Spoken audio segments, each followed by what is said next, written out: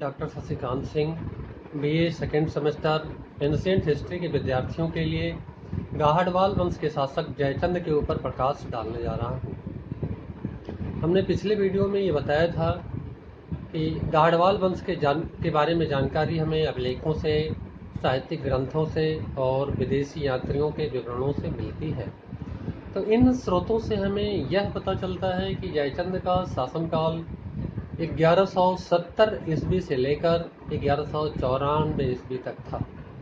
इन स्रोतों से हमें यह पता चलता है कि अपने पिता विजय चंद की मृत्यु के पश्चात जयचंद गाहड़वाल वंश की गद्दी पर बैठा। जयचंद एक शक्तिशाली राजा था। साहित्यिक ग्रंथों से पता चलता है, जैसे पृथ्वीराज रासो से यह पता चलता है कि उसके पास विशाल सेना थी। सूर्य प्रकाश नामक ग्रंथ के अनुसार उसकी सेना में 3 लाख पैदल, 2 लाख धनुर्धारी, 30,000 अश्वारोही और बहुसंख्यक गजारोही सैनिक थे। कामिलुत तवारीख नामक ग्रंथ उसके हाथियों की संख्या 700 बताता है, जबकि फरिश्ता का कथन है कि उसकी सेना में 300 हाथी थे। ताजुल मासिर नामक ग्रंथ का कथन है कि जयचंद की सेना बालुका करणों के समान थी। इन विवरणों से हमें यह आभास होता है कि इसमें निश्चित रूप से अतिरंजना है, लेकिन यह कहा जा सकता है कि इन सब के बावजूद जयचंद के पास एक विशाल सेना थी। ग्रंथों से हमें यह जानकारी मिलती है कि चंदेल वंश का राजा परमर्दी जयचंद का समकालीन शासक था। वह जयचंद का मित्र भी था, क्योंकि जब चौहान शासक पृथ्वीराज तृतीय ने चंदेल राज्य पर आक्रमण किया था तो जयचंद ने परमर्दी की सहायता की थी। जयचंद का समकालीन दिल्ली का राजा पृथ्वीराज तृतीय था। वह शक्तिशाली शासक था।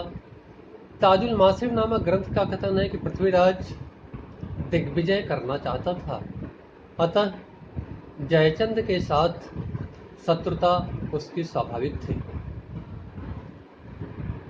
चंदबरदाई के पृथ्वीराज रासो से प्रकट होता है कि दिग्विजय करने के पश्चात जयचंद ने राजसूय यज्ञ किया था।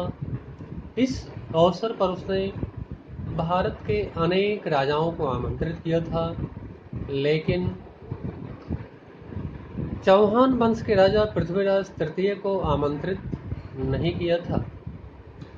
अतः उसने अपने आप को अपमानित महसूस किया और स्वयंवर भूमि से संजोगिता का अपहरण कर लिया।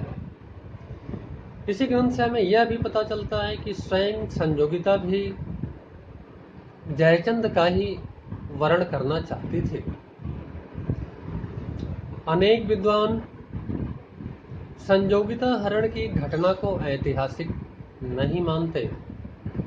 उनके इस मत का आधार रंभा मंजरी नाटक और जयचंद का हमीर काव्य है, क्योंकि इन ग्रंथों में इस घटना का उल्लेख नहीं मिलता है, लेकिन फिर भी बहुत सारे विद्वानों ने इसे ऐतिहासिक घटना माना है और उनके इस विचार का आधार जयानक का पृथ्वीराज विजय और अबुल फजल की आईने अकबरी है, जिसमें इस घटना का उल्लेख मिलता है।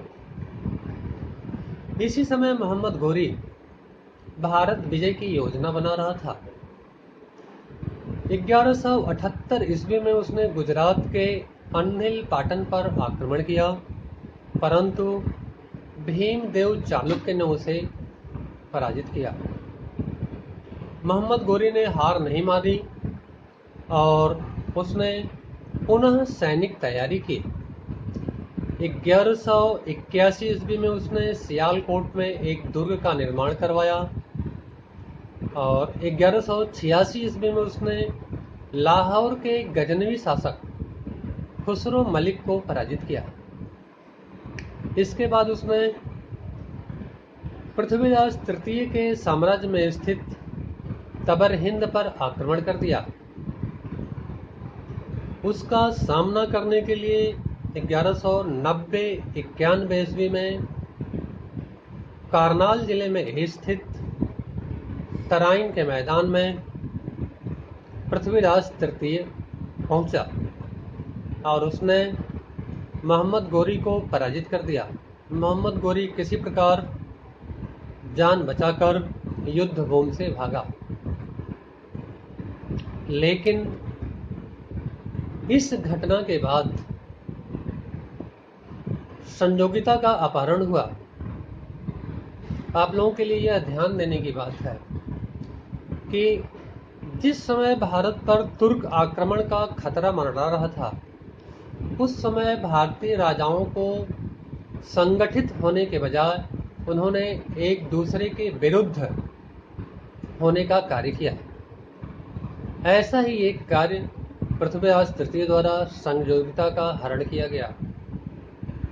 जिस समय उसे जयचंद को अपना मित्र बनाना चाहिए था, उसी समय उसने उसे अपना शत्रु बना लिया। उधर मोहम्मद गोरी ने हिम्मत नहीं हारी और पुनः पूरी सैनिक और कूटनीतिक तैयारी के साथ 1192 ईस्वी में पुनः पृथ्वीराज का सामना करने के लिए तराइन के मैदान में आ पहुंचा।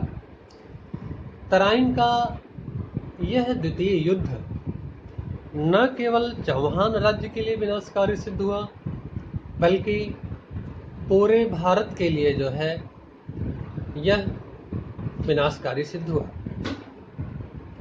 इस युद्ध में मोहम्मद गोरी की विजय हुई। उसने पृथ्वीराज तृतीय को न केवल बंदी बनाया, बल्कि उसकी हत्या कर दी और उसके राज्य में स्थित दिल्ली, सिरसा, समाना, कोहराम और अजमेर के दुर्गों पर अधिकार कर लिया। कुछ विद्वानों का मत है कि ग्रंथों का कथन है कि पृथ्वीराज को नीचा दिखाने के लिए ही जयचंद ने मोहम्मद गोरी को आमंत्रित किया था। वह मोहम्मद गोरी के आक्रमण के स्वरूप को नहीं समझ सका। उसका विचार था कि मोहम्मद गोरी जयचंद को पराजित करने के बाद वापस चला जाएगा और फिर पृथ्वीराज में इतनी शक्ति नहीं रह जाएगी कि वह जयचंद के आक्रमण का सामना करता। ऐसी परिस्थिति में ही उसने मोहम्मद गोरी को आमंत्रित किया।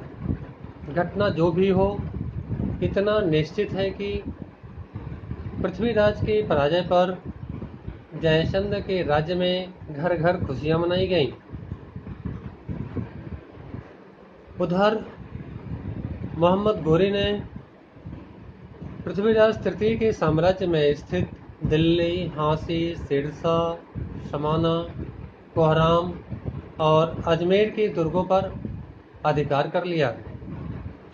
इसके बाद उसने जयचंद के राज्य पर आक्रमण करने की योजना बनाई।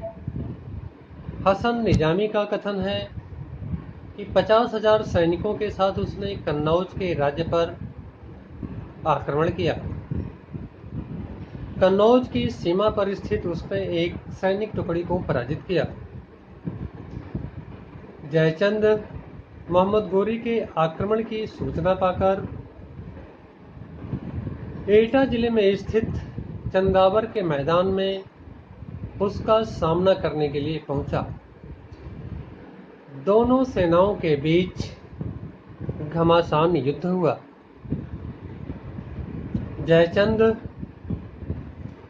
अपनी पूरी शक्ति के साथ युद्ध करता रहा। वह विजयी होने वाला ही था कि दुर्भाग्य से अचानक उसकी आंख में तीर लगा और वह घायल होकर गिर गया। उसके सैनिकों ने समझा राजा पराजित हो गया है और उसकी मृत्यु हो गई है। ऐसी स्थिति में जयचंद की पराजय हुई और वह इस युद्ध में पुत्र सहित मारा गया। इस विजय के पश्चात मोहम्मद घोरी ने वाराणसी पर भी आक्रमण किया। उसने वहां के मंदिरों को तोड़कर मस्जिदों का निर्माण करवाया। इस प्रकार जयचंद के साम्राज्य को जीतकर मोहम्मद घोरी ने उसके राजकोष पर अधिकार कर लिया। इस प्रकार गाहड़वाल साम्राज्य की प्रतिष्ठा धूल में मिल गई और उसके अधिकांश क्षेत्रों पर मुस्लिम सत्ता स्थापित हो गई। बहुत बहुत धन्यवाद।